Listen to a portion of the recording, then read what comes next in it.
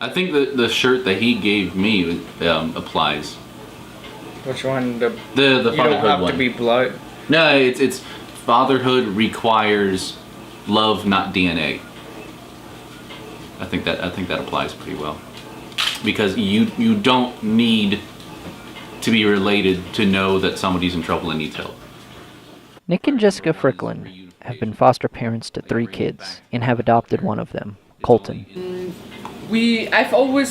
Growing up, I've always wanted to help people, and obviously, if you haven't picked up, I'm German, so my educational background is a little bit different than in a traditional system here. So for me, in order to get like a counselor job or something like that, would require me to go back to college. So for me, it was, well, if I cannot do that, then I at least want to be foster parents, because then that's the closest you can get without having a degree, and you can help kids out in bad situations. So.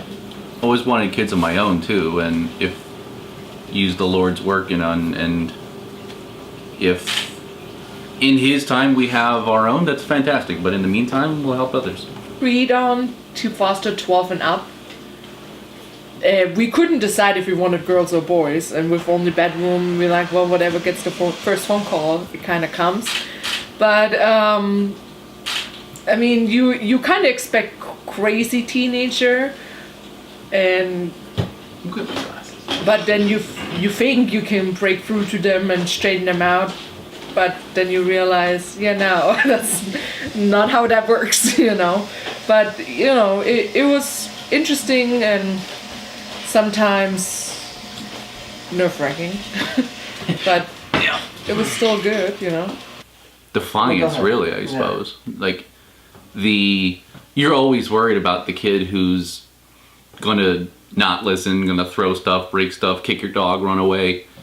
You're always worried about that. Steal stuff. Yeah, they always worry about that. Take your car, rack it. I remember the questions of what's the ultimate deal breaker. I'm like, oh my gosh, really? Are we already there? But I think it was kicking the dog and setting fires. Yeah, so that was like we can work with pretty much anything. For Kolton, entering foster care was a scary time because of not knowing what to expect. Okay. What kind of nerves do you have going into foster care? I mean, I was nervous.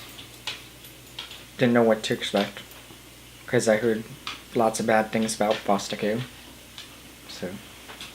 Emotions were experiencing when you were kind of moving in and settling down in basically a stranger's home? It was okay.